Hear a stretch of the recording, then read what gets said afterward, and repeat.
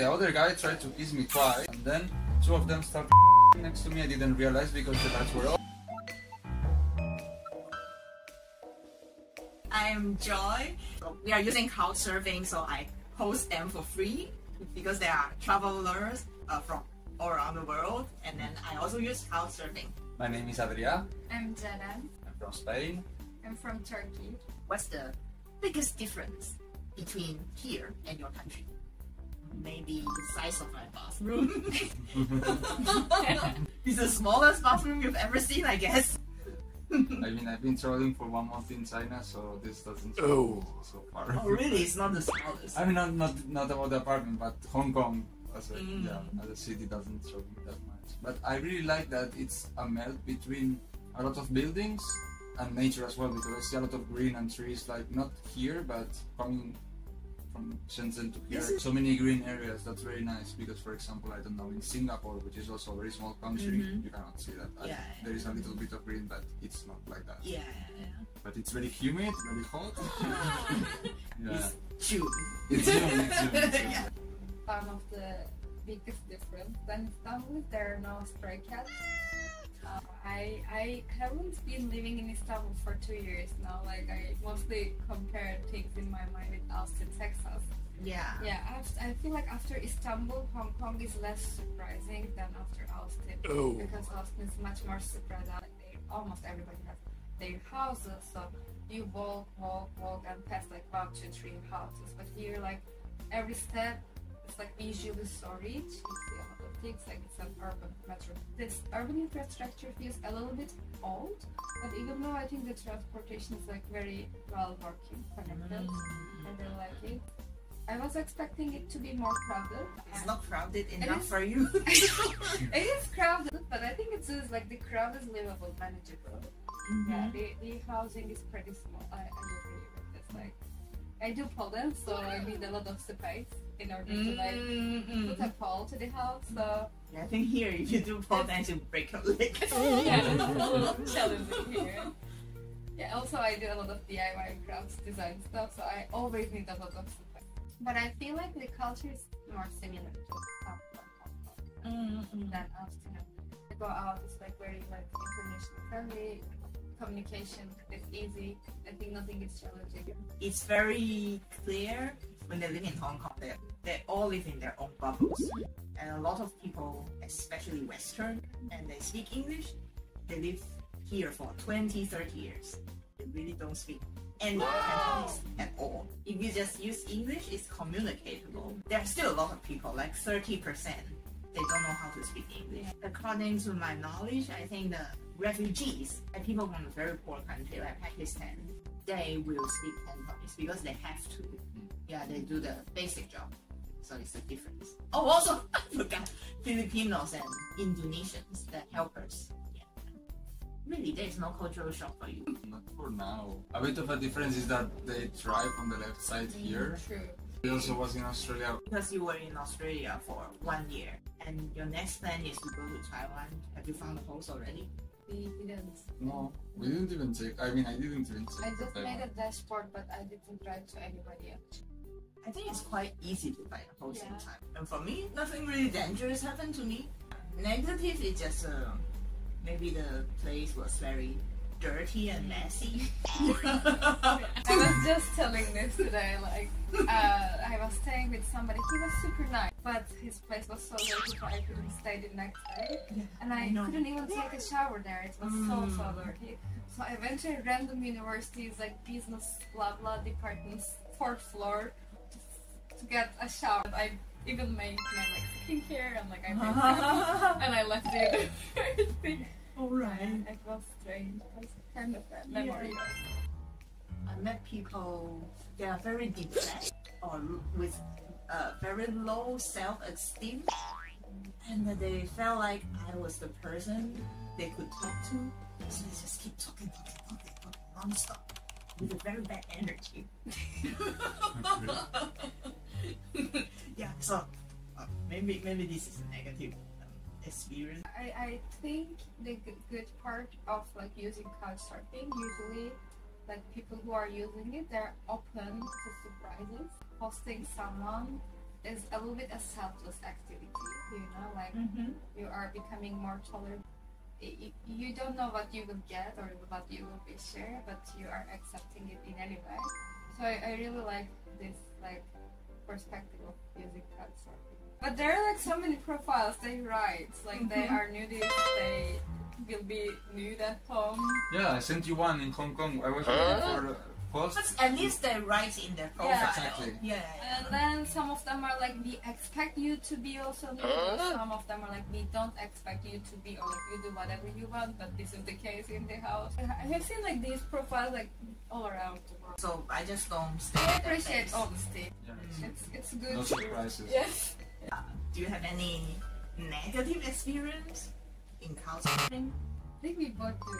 Yeah. I don't know if this is an allowed question. Yeah, I think the same. Oh, okay. So my first video would be just like a red tag thing. Yeah, because it was around drugs, so yeah. But I think it's like avoidable. It happened once, but I still use it and I'm being careful and careful. It didn't affect my usage. We are still here. Yeah, I should use it as well. Oh, But then he wanted to like have sex, but he wasn't like he was insisting and he wasn't super comfortable. And also he was a giant muscular man, you know, like he was a gym man, so it wasn't super nice to be in this place with him. And I'm like, you're not attractive too. Muscle man. It's like a handsome. You like skinny men. and it's hard to defend yourself, you know. Oh, I know him. Yeah. Sorry. Yes, I was like, okay, I will put everything to do. And I am a very heavy sleeper. Before that, our conversation was nice, you know. I didn't feel awkward or not, but I think he got like weird with the drug. Yeah. Okay. Which is not too bad. Yeah, I it's mean, not too bad. When yeah. you rejected him, he didn't do further thing. I think he tried. That's the like tense part. Like it was a long like discussion and also like there were like touch and stuff, you know. So like I had to escape. It wasn't super comfortable. And also like you're alone and yeah.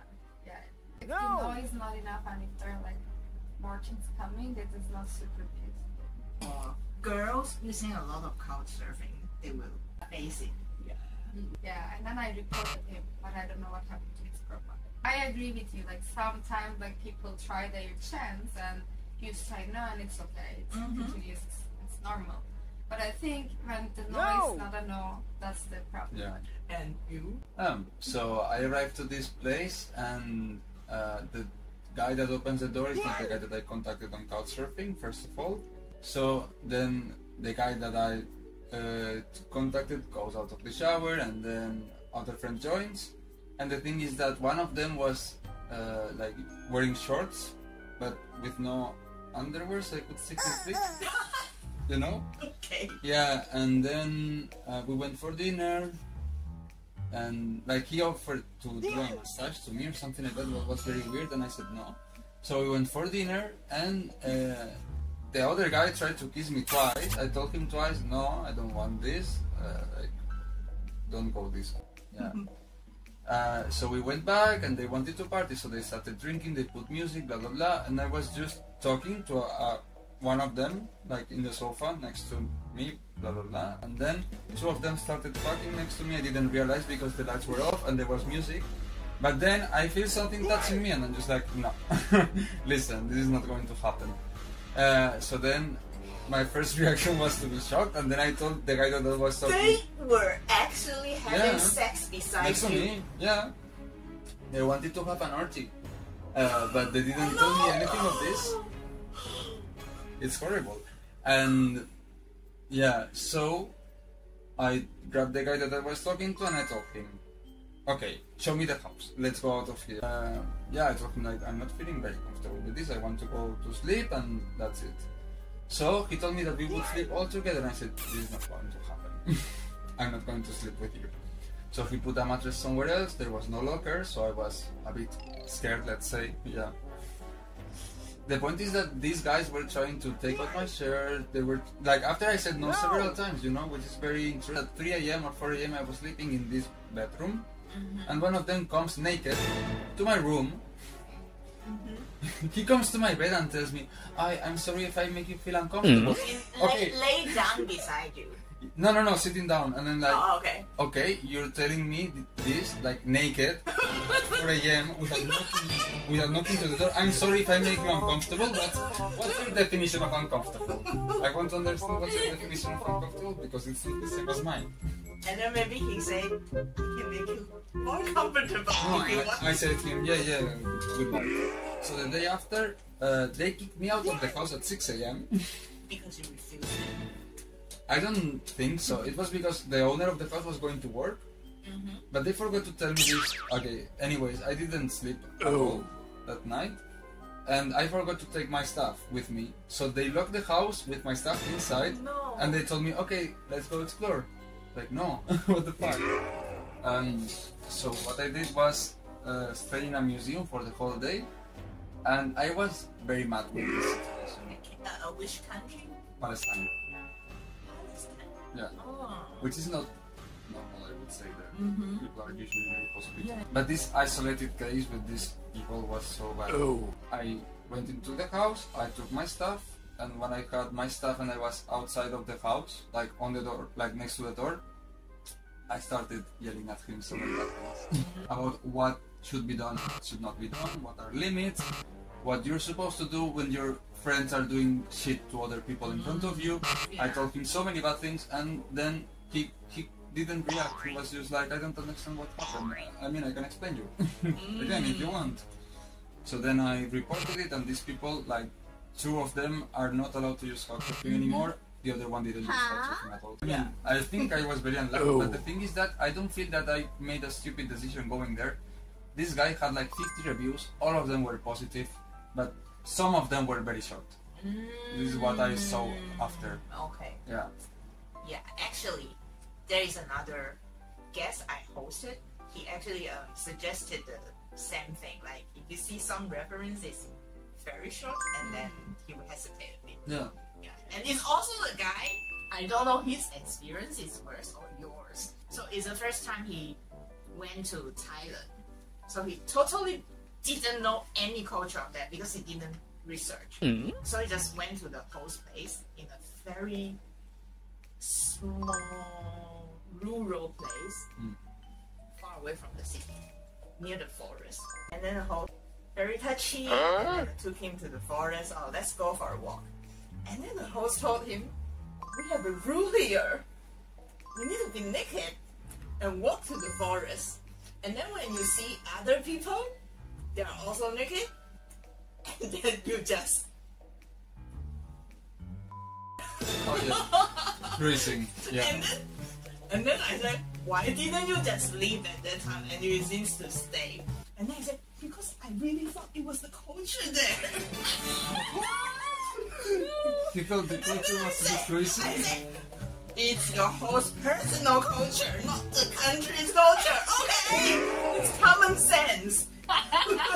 The culture there. Where was this?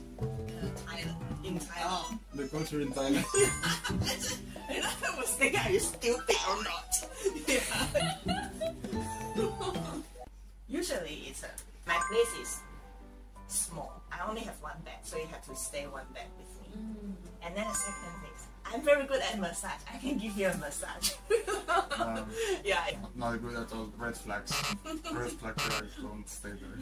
Yeah, I mean, it's very uncomfortable when it's happened to you, but at least for me, when I listen to this, I always feel so funny. Okay. Thank you for letting me film you guys, yeah, for the first video. So, hope you enjoy Hong Kong. See you, bye!